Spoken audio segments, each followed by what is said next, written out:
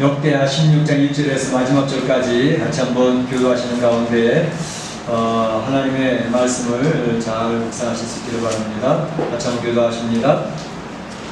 아사왕 제36년에 이스라엘 왕 바아사가 유다를 치러 올라와서 라마를 건축하여 사람을 유다왕 아사에게 왕래하지 못하게 하려 한지라. 아사가 여호와께서 목단과 왕국 목단의 명분을 내려다가 자기에게 사는 사람만 하나님께 보내려. 내 아버지와 당신의 아버지 사이에와 같이 나와 당신 사이에 약조하자. 내가 당신에게 응금을 보내노니 와서 이스라엘 왕 바아사와 세운 약조를 깨뜨려 그가 나를 떠나게 하라 하매.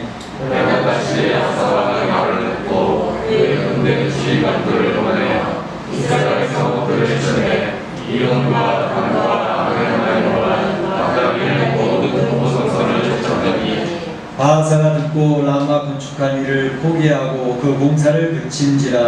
아사 왕이 온 여호와 무리를 거느리고 바아사가 라마를 건축한 거울과 제품을 하였다. 여호와 미스바를 건축하였더라. 그때 선견자 하나니가 유다왕 아사에게 나와서 그에게 이르되 왕이 아람 왕을 의지하고 왕의 하나님 여호와를 의지하지 아니하였으므로 아람 왕의 군대가 왕의 손에서 벗어났나이다. 우스 사람과 룻 사람의 군대가 붙지 아니하며 나라와 병거와 신이 많지 아니하니라. 그러나 여호와를 의지하였으므로 여호와께서 왕의 손에 넘기셨나이다. 여호와의 눈은 온 땅을 두루감찰하사 전심으로 자기에게 향하는 자들을 위하여 능력을 베푸시나니 이 일은 왕이 망령 때에 행하였음즉 이후부터는 왕에게 전쟁이 있으리라 하네. 아사가 너여 선견자를 오래 가두었으니 이는 그의 말에 크게 고하였으며 그때 아사가 또 백성 중에서 자기 사람을 학대하였다. 아사의 처음부터 끝까지 행적은 유다와 이스라엘 열왕기에 기록됩니다. 아사가 왕이 된 지 30년에 그의 말이 병으로 매우 기록했으나 병이 있을 때 그가 여호와께 거하지 아니하고 의원들에게 고하였더라. 아사가 왕이 있은 지 41년 후에 주의 그의 조상들과 함께 누움에 다윗 성에 자기를 위하여 하던 일을 왕장자 사람에 그의 시체를 법대로 만든 언약 장제를 받기 전에 두고 또 그것을 위하여 많이 분양하였더라. 아멘. 네, 저희는 이제 구약 성경에서는 사무엘 하를 살펴보면서 다윗의 일대기를 살펴보지 않았습니까? 그래서 다윗 왕을 살펴볼 때에 참 어떻게 하면 하나님 기쁘시게 할까? 하나님께 마음을 맞추어서 아름답게 살아가는 그 모습, 그 모습을 볼 때에 우리 성도들의 마음속에는 다윗을 향한 존경과 다윗처럼 살았으면 좋겠다라는 그런 마음을 가지고 살았습니다. 그런데 다윗의 후반기의 모습은 우리 성도들이 이미 잘 아시는 것처럼 나라가 평안하고 견고하게 잘 세워져 갈 때 그만 자칫 나태해졌습니다. 그때 그는 실수를 범하게 되어졌고 다윗의 삶에 큰 오점이 남기고 가정도 풍지평파 여러 어려운 문제를 당했던 것을 알 수가 있습니다. 우리가 인생을 살면서 전 끝까지 하나님 앞에 인정받는 삶을 살면 참 좋을 텐데 이것이 얼마나 어려운지 모르겠습니다. 신앙생활을 잘 할 때도 있었는데 끝에 가서 그 신앙이 무너지는 그런 성경의 인물들을 우리가 많이 보게 되죠. 그래서 우리의 끝까지 경주를 다 달리고 하나님 앞에 서게 되었다라고 했던 사도 바울처럼 그렇게 아름답게 세워지기를 원합니다. 그렇기 때문에 우리는 우리의 영적인 건강성, 현재 나의 영적인 현수는 어떠한가를 점검해 보면서 순간순간 우리 영적 건강성을 체크해 봐야 되겠다라는 생각을 많이 해보게 됩니다. 오늘 본문의 아사 왕의 그 후기의 통치의 모습을 보면서 더욱더 그런 마음을 갖게 합니다. 우리가 이미 지난 시간에 살펴봤던 것처럼 아사 왕의 초기의 통치의 모습은 얼마나 아름다웠습니까? 너무너무 멋진 삶이 아니었습니까?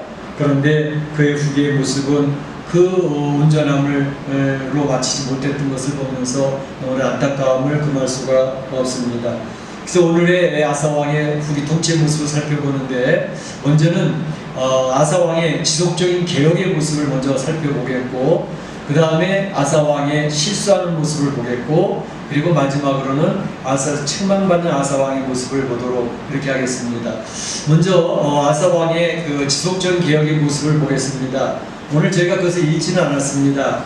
이 역대하 16장 바로 앞에 있는 역대하 15장에는 아사왕의 그 지속적인 개혁 정책을 아주 멋있게 잘하고 있는 모습이 잘 묘사가 되고 있습니다. 그 내용을 우리가 살펴보려고 하는데, 먼저 우리가 앞에서 봤던 것처럼 아사왕은 어떠한 모습이었습니까? 왕으로 등극하자마자 그 첫 번째 했던 게 뭐죠? 하나님 앞에 바로 서고 싶다. 그래서 하나님 앞에 먼저 바로 서는 게 너무너무 중요하다라고 하는 것을 그는 깨닫고, 하나님 앞에 바로 서려고 하는 그 열망이 넘치는 그런 모습을 볼 수가 있었습니다. 그런데 그는 그 마음만 열망이 있는 것이 아니라 실제적으로 그렇게 하나님 바로 서려고 마음에 결단을 했습니다. 결단한 것을 또 행동으로 옮겼습니다. 그래서 우상이 많이 자리를 잡고 있는 그 상황 속에 국민들의 저항이 있을지도 모르는 그런 상황 속에서도 그는 과감하게 우상들을 타파해 나가는 그러한 행동하는 신앙인의 모습을 보였던 것을 볼 수가 있습니다. 뿐만 아니라 한 걸음 더 나아가서 자기만 하나님 앞에 바로 섰던 게 아니라 그 백성들, 자기가 돌봐야 되고 섬겨야 되고 다스려야 될 그 백성들에게 하나님을 제시하지 않습니까? 하나님을 찾아야 된다. 너희들이 하나님을 만난다면 인생을 행복하고 멋지게 가치 있는 삶을 살 수 있다 라고 하면서 하나님을 소개하고 있는 그런 아사왕의 영적 리더십을 볼 수가 있었습니다. 우리가 인생을 살면서 내 주변에 이런 영적 리더십이 있는 그런 인생을 살고 주변에 선한 영향력을 미치며 살면 얼마나 좋을까, 얼마나 멋지고 가치 있는 삶이 될까 하는 생각을 하게 했던 아사왕의 모습이었습니다. 그렇게 하나님 앞에 서니까 하나님께서 어떻게 하셨습니까? 아사왕의 나라에 평안을 허락하셨습니다. 평안하였더라, 평안하였더라, 평강을 주셨더라. 계속 반복해서 평강을 선포하고 계시지 않습니까? 뿐만 아니라 평강의 시대에도 하나님은 그 아사왕의 시기 가운데에 100만 대군의 구스 군대가 쳐들어왔을 때 위기를 당하지 않습니까? 그러니까 믿는 성도들에게도 항상 편안한 게 아니고 어려울 때도 있을 수 있습니다. 그 어려움은 우리 성도들을 파괴하기 위해서 주는 게 아니라 성도들을 더욱더 바르게 세우고 힘을 주기 위한 더 크신 하나님을 경험하게 하시한 하나님의 역사가 있다는 사실을 믿으시길 축복합니다.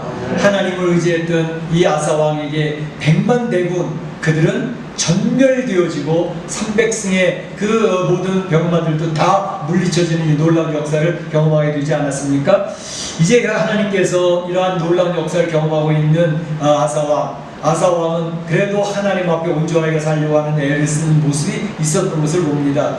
그래서 오늘 16장에 들어와서 보게 되면 오뎃의 아들 아사랴 선지자입니다. 선지자가 이게 하나님 앞에 외치게 되는 것을 볼 수 있습니다. 15장에 그 외치게 되는 것을 볼 수 있는데 그 내용이 이런 것이었습니다. 너희가 여호와와 함께하면 여호와께서 너희와 함께 하실지라. 너희가 아사왕 네가 여호와를 찾으면 하나님 너를 만나 주실 것이고 너희가 하나님을 버리면 하나님도 너희를 버리시리라 라고 하는 메시지를 주고 계시는 것이 이제 역대하 15장 2절 말씀에 나오고 있는 것이죠. 8절 말씀에 오게 되면 이 아사왕이 그 오뎃의 아들 아사랴의 선지자의 말을 듣고 예언을 듣고 마음을 강하게 하였다 그랬습니다.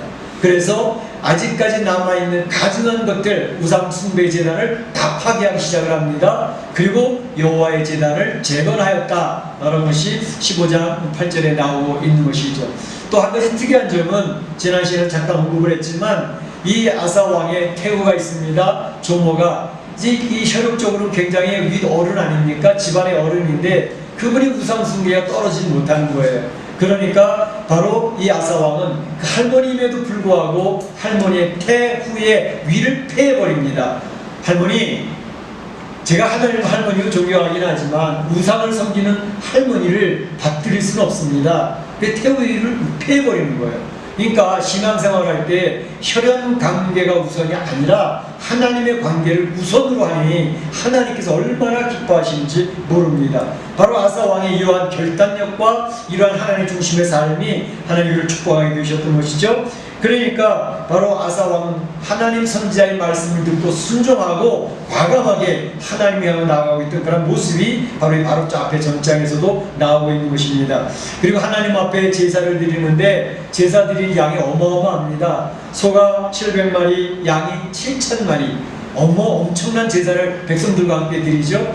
이제 솔로몬의 그 제사도 대단했다 그러지 않았습니까? 1,000번제를 드려서 1,000마리의 이제 번제물을 드리면서 하나님 앞에 칭찬받았던 솔로몬 왕. 근데 아사 왕은 양이 7,000마리, 1,000마리가 아니라 7,000마리의 양을 하나님 앞에 제사를 드리면서 그의 헌신의 모습이 얼마나 대단했던가 하는 것을 볼 수가 있습니다.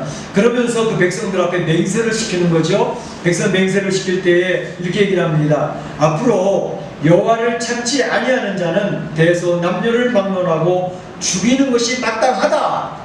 어떻게 생각하냐? 그랬더니 백성이 모두 아멘, 아멘 하면서 다 동의를 하는 거예요. 그래서 백성들이 하나님 앞에 이제 하나님을 찾으며 살지 아니한다면 우리는 죽임을 당하는 것이 마땅합니다. 이게 언약이거든요. 언약은 베리시라고 하는 단어로 되어 있다고 그러지 않았습니까? 창세기에서 아브라함이 하나님 언약할 때 베리, 그래서 비둘기를 잘라내고 가르고 그곳에 하나님 신이 운행하는 그런 역사. 그러니까 언약을 지키면 하나님 복이 임하지만 언약이 깨지면 이와 같이 죽음이 임한다라는 것을 이야기하는데 바로 아사 왕이 그 백성들과 그 언약 맹세를 다시 한번 새롭게 하는 그런 모습이 나왔던 것을 볼 수가 있습니다. 그러니 그 나라가 어떻게 되겠습니까? 15장에서 보여주는 그 결과들은 이런 것이었습니다. 온 유다 백성이 기뻐하였다 그랬습니다. 하나님 앞에 바로 서니까 그 공동체 전체가 기쁨이 넘치는 거예요. 너무너무 즐거워하는, 너무너무 행복해하는 거예요. 야, 인생이 이렇게 행복할 수 있구나. 그 기쁨이 아주 만끽되어지는 그런 모습을 보여줬고 여호와를 찾았으므로 여호와께서도 그들을 만나 주셨더라 이렇게 되어져 있습니다. 하나님을 찾으니까 하나님이 만나 주시더라는 것입니다. 또 한 가지 그 나라의 백성들에게 평안을 주셨더라. 그래서 아사 왕이 7일이 시작한 때로부터 20년 동안 평강의 시대가 계속 지속되었던 것을 볼 수가 있습니다. 그러면서 더불어 주어졌던 하나님의 덤이 있었습니다. 그게 뭐냐 하면 북쪽 이스라엘 백성들에게도 이 남쪽 아사 왕의 그 모습들이 소문이 나가는 거예요. 소문이 계속 나가면서 야, 남쪽 나라는 아사 왕이라는 분이 통치하고 있는데 하나님 앞에 그렇게 잘 섬기고 그 백성들이 기뻐하고 행복해하는데 소문이 북쪽으로 자꾸 흘러가는 거예요. 그랬더니 북쪽에 있던 이스라엘 백성들이 하나님을 사모하고 하나님 앞으로 서고 싶어했던 백성들이 넘어오는 거죠. 내려오는 거예요. 계속 내려오고 있는 그런 모습. 그래서 북쪽 이스라엘 백성들이 여호와 하나님께서 아사 왕과 함께 하심을 보고 아사 왕과 함께 하심을 보고 아사에게로 돌아오는 자가 많았음이라. 9절에 이렇게 15장 9절에 이렇게 기록되어져 있죠. 많은 사람들이 그러니까 하나님 앞에 바로 서잖아요. 그래서 사람들이 모입니다. 하나님 앞에 바로 서잖아요. 하나님의 축복 임하는 것을 작타가 알 수 있도록 그 역사를 하시는 것을 볼 수가 있는 것이죠. 그래서 이 아사 왕의 지속적인 개혁을 통해서 우리가 알 수 있는 것은 먼저는 선지자의 말씀에 선포가 있었습니다. 아사랴의 선포가 있을 때에 그는 마음을 강하게 하고 담대해서 그 말씀 앞에 순종을 했습니다. 그러니까 태우의 위까지 폐지하는 그런 담대한 모습으로 이제 우상을 척결하고 하나님 바로 서니까 어떻게 됩니까? 하나님께서 그와 함께 해주셨다는 것입니다. 아사 왕과 함께 해주셨고 그 공동체 이 남쪽 유다 나라에 함께 하신 하나님, 그러니까 그 나라가 20년 동안 태평성대를 누리게 되어졌다는 것이죠. 이것은 성경의 원리입니다. 성경의 원리는 하나님을 찾느냐, 하나님을 바라보느냐, 하나님을 찾으면 하나님 그들과 함께 해주시고 하나님 함께 하시면 오는 결과는 평강이 임하게 되어지고 여러 문제들이 해결을 받더라. 이게 성경의 원리입니다. 그것을 오늘 아사 왕은 우리에게 분명히 전해주고 있는 것이죠. 그래서 이 원리를 성도님들이 꼭 머리 기억하시길 바랍니다. 성도들의 개인의 삶도 그렇고 성도들의 가정의 삶도 그렇고 사업터도 그렇고 하나님을 중심으로 하면, 하나님을 우선으로 하면, 하나님을 찾으면 하나님 함께 해주시는구나. 하나님 함께 해주시면 모든 게 다 해결됩니다. 평강이 임합니다. 기쁨이 임하는 줄로 믿습니다. 얼마나 중요한지 몰라요. 그래서 우리 성도들에게 제가 귀에 못이 박히도록 해서 얘기하는 것이, 하나님의 말씀을 읽읍시다. 하나님의 말씀을 읽으면서 하나님의 뜻을 우리가 알아듣도록 합시다. 그게 첫 번째 훈련이거든요. 하나님의 말씀을 열심히 읽어야, 읽는 가운데 맨 처음에는 뭐가 무슨 소리인지 몰라요. 그러나 하나님의 말씀을 계속 규칙적으로 꾸준히 읽어나가다 보면 하나님이 나에게 말씀하시는 소리가 들려지기 시작하거든요. 이거 경험해본 사람은 다 알 거예요. 그래서 하나님이 나에게 말씀하시고 듣는 사람들이 우리 교회 안에 성도들이 많아지고 있습니다. 그 하나님 말씀을 들으면서 하나님 말씀, 하나님 나한테 이것을 놓고 하시는구나. 하나님 나에게 이렇게 하기를 원하시는구나. 이거는 하지 말라고 이야기를 하시는구나. 그게 가슴에 와서 닿는 것을 느끼는 성도들이 굉장히 많아지고 있어요. 얼마나 감사한지 몰라요. 근데 고단 훈련이 중요해요. 듣기만 하고 흘려버리면 안 되거든요. 고단 훈련이 더 힘든 겁니다. 뭘까요? 오늘 아사 왕이 아사랴의 말을 듣고 난 다음에 그는 그 들은 바 말씀 앞에 결단하고 순종하고 행동으로 옮겼다는 것입니다. 그러니까 이제 고단 훈련은 내가 하나님 앞에 들은 바 말씀을 가지고 하나님이 원하시는 대로 행동하는 것을 훈련을 해야 됩니다. 내가 움직여야 돼요. 머릿속에서만, 가슴에서만 듣고 깨닫고 은혜가 있다. 그걸 끝나서는 안 되고, 내가 받은 바 은혜를 어떻게 행동으로 옮겨지고 연결이 되어지게 할까라는 그 훈련, 이 훈련이 이제 고단 우리에게 다가온 훈련입니다. 여기서 어떤 사람들은 하나님 말씀 무슨 뜻인지 알겠는데요, 지금 제가 상황이 어렵습니다, 힘들어서 다음에 이렇게 할게요. 그리고 익스큐즈하고 넘어가는 경우들이 주로 많습니다. 그런데 어떤 사람들은 들은 바 말씀 앞에 하나님 나한테 이걸 요구하시는구나, 이렇게 하기를 원하시구나. 그러면 그 말씀대로 한 걸음 한 걸음 옮겨보는 성도들이 있습니다. 그렇게 옮기는 성도들을 제가 여러 번 발견하게 되는데, 그 성도들에게는 하나님이 역사하시고 하나님 도우시는 역사를 체험하게 됩니다. 그런 간증을 제가 피드백을 많이 받습니다. 그러니까 하나님 말씀을 듣고 움직이고 행동을 했던 사람들은 하나님의 기적 같은 것들을 체험한다는 것입니다. 하나님은 성경에 갇혀 있는 분이 아니십니다. 하나님은 한국에만 있고 미국에만 있는 분 아니십니다.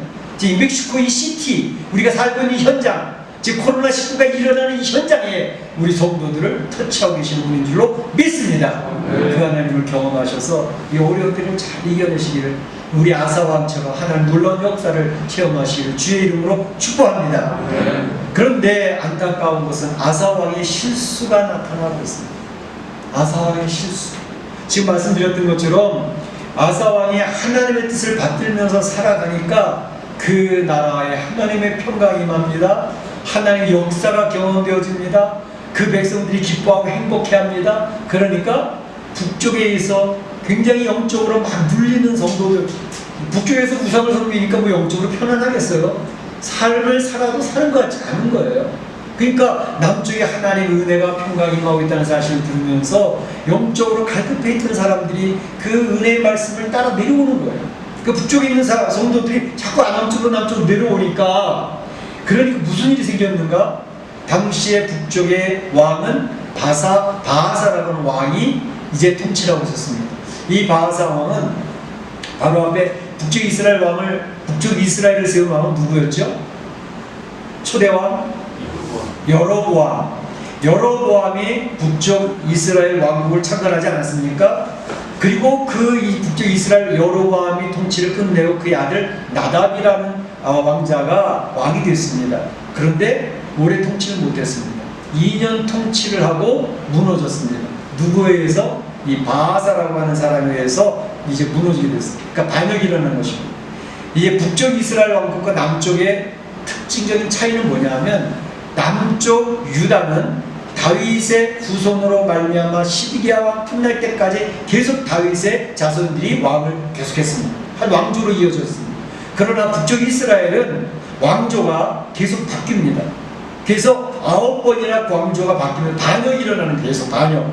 그래서 정통성이 없는 이스라엘 왕국이 되어졌던 것을 볼 수 있습니다. 이때에도 여로보암과 그의 아들 나답이 2년 통치하고 난 뒤에 바하사라는 친구가 반역을 하고 혁명을 일으켜서 나답을 제거하고 자기가 왕이 되어졌던 상태이죠. 그런데 바하사가 이 나라를 통치하고 있는데 자기 나라의 백성들이 자꾸 남쪽으로 내려가는 거예요. 소문을 듣고서 그렇게 내려가는 거예요. 바하사 왕은 당황했습니다. 이래서는 안 되겠다. 어떻게 이 이스라엘 백성들을 남쪽 못 내려가게 할까 하면서 생각해냈던 것이 뭐냐면 바로 남쪽의 경계선 라마라고 하는 곳에 큰 성을 건축하게 됐습니다. 그래서 라마성을 건축하려고 이제 애를 쓰고 있었는데 이 라마성은 북쪽 예루살렘으로부터 북쪽으로 9km 정도, 그 고지는 792m 정도의 높은 고지입니다. 이 예루살렘은 840m 정도 되는데 보다 조금 낮지만 그 높은 고지니까 전략상 굉장히 요충지가 됩니다.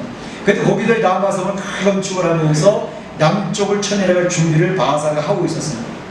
그때에 이러한 소식을 전해드렸던 아사 왕은 어떻게 반응을 했을까? 아사 왕은 어떻게 대처를 했을까? 아사 왕은 아하, 이 바하사가 곧 전쟁을 걸어오겠구나 하면서 그가 생각해냈던 것은 뭘까요? 바로 북쪽에 있는 아람의 베나닷 왕에게 도움을 요청하는 일이었습니다. 이 북쪽의 베나닷은 이게 바로 이스라엘 왕국보다 더 북쪽에 있는, 그러니까 아람이라고 하는 시리아, 지금 현재 시리아라고 하는 나라입니다. 수도는 담메섹이고 그 나라에 굉장히 강력한 군대가 있기 때문에 아람은 굉장히 강력한 나라로 존재하고 있었는데 바로 북쪽 이스라엘 왕국은 이 아람 나라와 동맹 관계를 맺고 있었습니다. 서로 지켜주고 군사동맹을 맺어서 공격을 나간다든지 그러면 막아주도록. 그런데 바로 이러한 것을 이제 아사 왕은 해결하기 위해서 베나닷에게 사신을 보냅니다. 사신을 보내면서 우리하고 동맹을 맺읍시다. 북쪽 이스라엘하고 동맹 맺고 있는 것은 알지만 이제는 그 북쪽 이스라엘 동맹을 끊고 우리 옛날에 우리 조상들이 당신과 좋은 관계를 맺었던 것처럼 서로 동맹을 맺고 합시다. 그러면서 말로만 안 되니까 그가 뇌물을 보냅니다. 뇌물이 굉장히 컸던 것 같아요. 그러니까 베나닷의 마음이 움직였던 것이죠. 바로 그 뇌물을 어디서 구했냐? 그 성경에 보게 되면 여호와 전의 곡간과 왕의 곡간에서 은과 금을 가져다가 베나닷에게 주었더라 이렇게 되어 있습니다. 그러니까 왕의 곡간에서만 갖다 준 게 아니라 어디?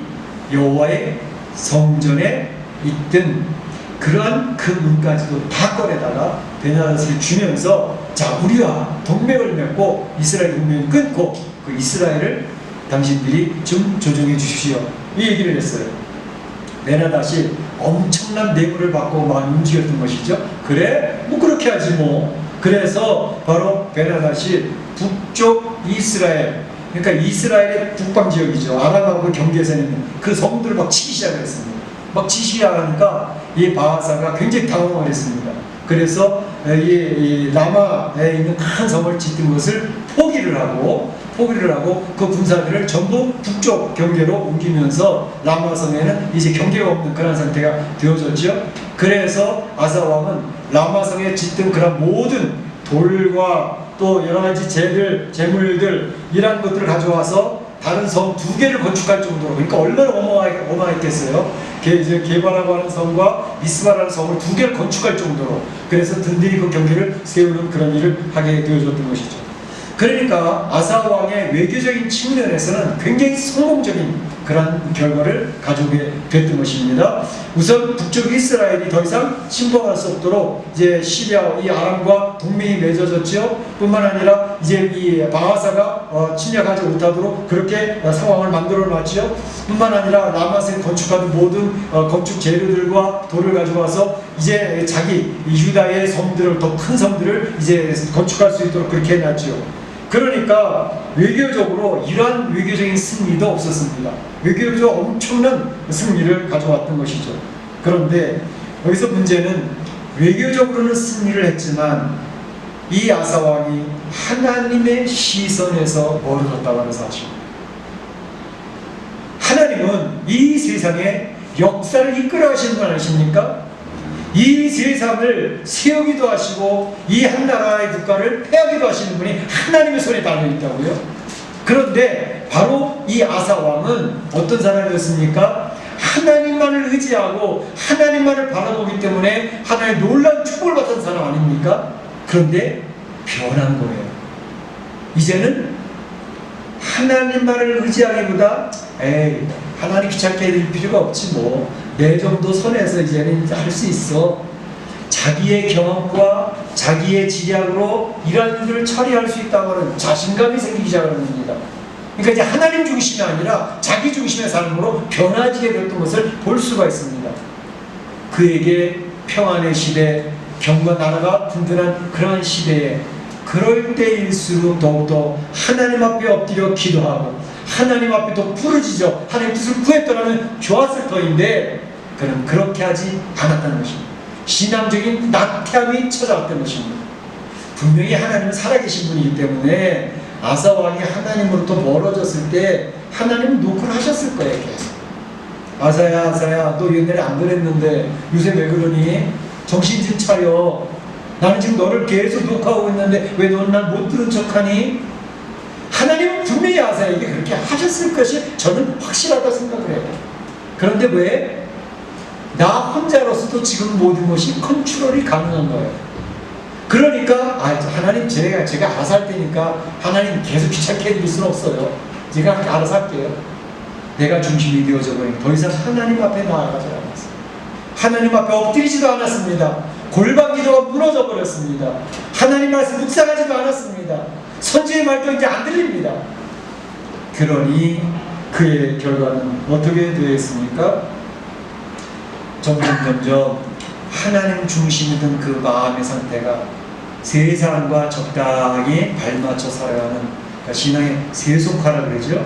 그래서 세속화라는 단어를 많이 쓰는데 이 세속화라는 게 뭐예요? 자기의 유익을 위해서 자기의 목적을 위해서 세상과 적당하게 타협해가는 것을 세속화되어진다고 이야기를 하는 것입니다. 그러니까 그럴 때는 항상 나타나는 현상이 하나님이 첫 번째가 아닙니다. 하나님을 버린 건 아니에요. 근데 하나님의 첫 번째가 아니라 하나님은 두 번째, 세 번째, 네 번째로 우선순위에서 밀려버립니다. 그러니까 우선순위에서 밀려버리니까 바로 우리 신앙의 세속화가 이루어지기 시작하는 거죠.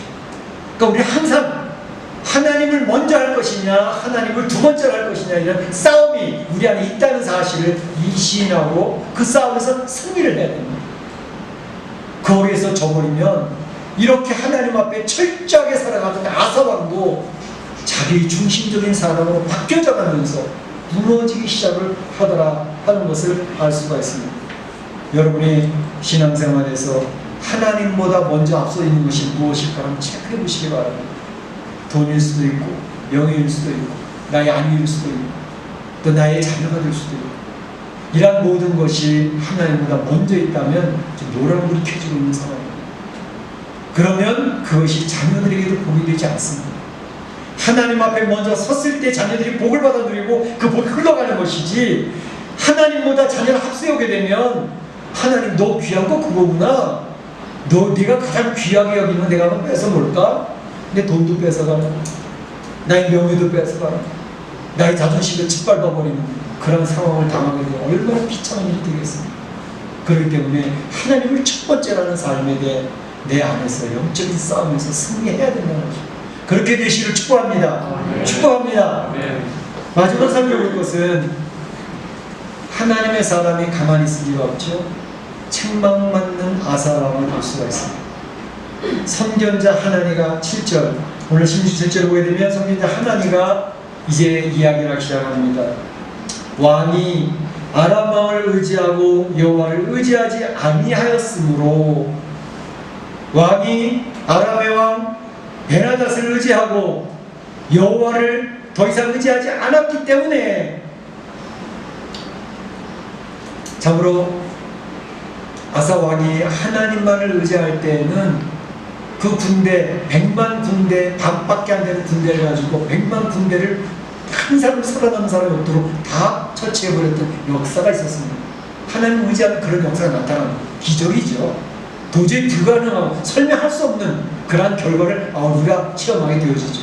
그러나 하나님을 의지하지 아니하고 사람을 의지하고 내 옆에 누군가를 기대시하는 하나님과 선포하는 것은 전심으로 자기에게 향하는 자들을 위하여 능력을 베푸시는 하나님인데, 하나님을 전심으로 찾으면 하나님에게 능력을 주셔서 강하게 하시고 담대하게 하시고 이겨내게 하시지만, 하나님을 전심으로 찾지 아니하고 찾는 척만 하고 하나님을 두 번째 세 번째로 우선순위로 밀어놓으면, 그리고 사람을 의지하니 이 일은 왕이 망령때에 행하였음즉, 왕이 망령때에 행하였음즉 이후부터는 전쟁이 있으리니. 그래서 아사왕 36년부터는 이제 전쟁의 역사가 나타나. 그가 막 무너지는 와장창 무너지는 소리들이 오늘 16장에 묘사가 되고 있는 것을 볼 수가 있습니다. 아사왕이 망령때에는 사칼이라는 단어를 쓰고 있는데, 어리석다 그러면 이 현명하던 사람이 어리석어집니다.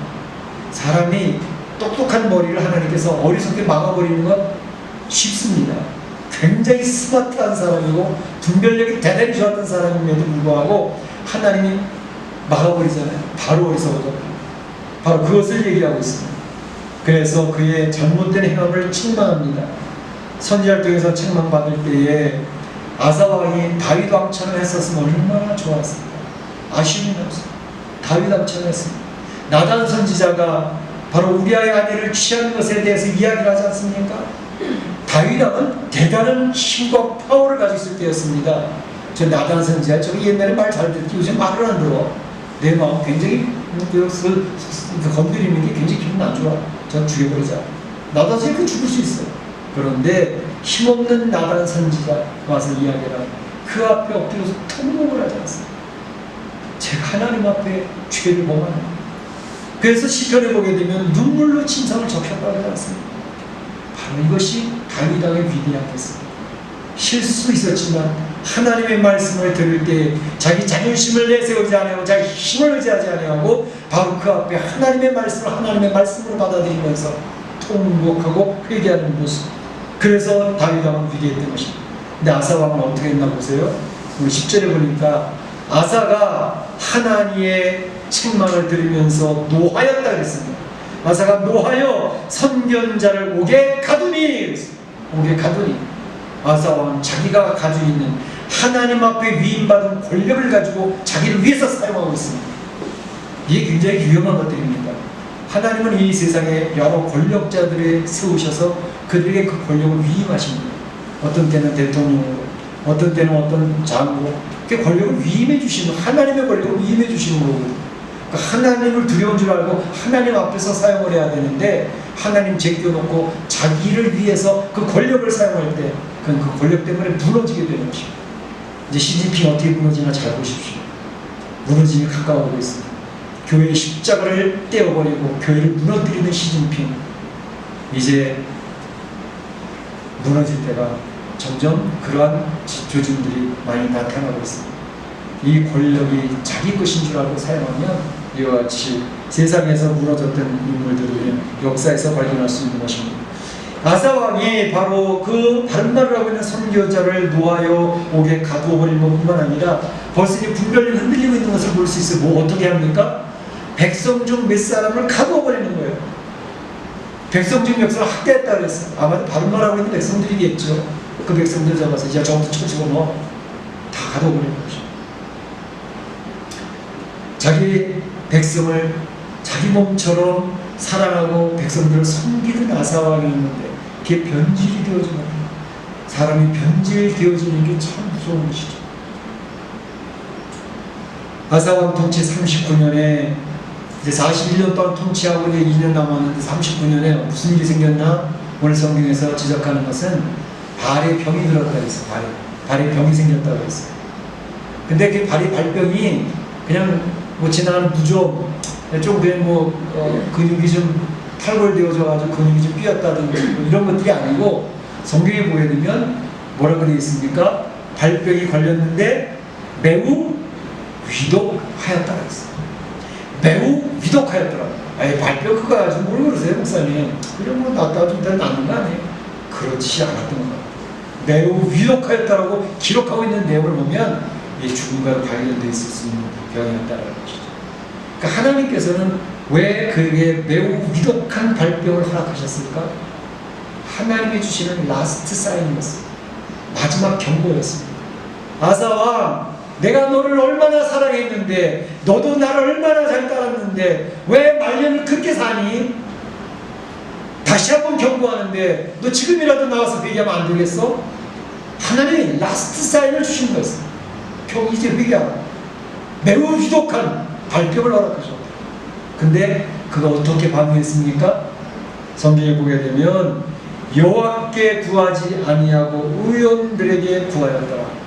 하나님 앞에서 엎드리지 아니하고 의사를 찾아가라. 어떻게 보면 상식적이지 않습니까? 아픈 곳에서 찾아가야 당연히 약도 먹어야 되고 일반적으로 그럴 수 있습니다. 그런데 지금 아사왕이 임하고 있는 이 병은 하나님을 찾으라고 주신 병이었습니다. 하나님 앞에 엎드리라고 주신 병이었습니다. 근데 그걸 못 알아듣는 거야.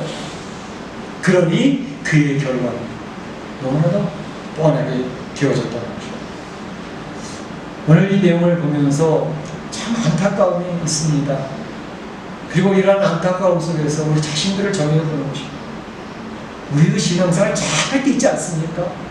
하나님이 기뻐하시고 나도 기뻐 행복했던 그런 신앙생활의 순간순간도 있지 않습니까? 근데 그것을 끝까지 유지하면 얼마나 좋을까? 하나님 나라 갈 때까지 그걸 유지할 수 있었으면 얼마나 좋을까? 근데 그게 쉽게 흔들리고 무너질 수도 있다라고 하는 것을 이해하라. 끝까지 하나님 동행하면 얼마나 좋을까? 정말 착잡한 마음이 듭니다.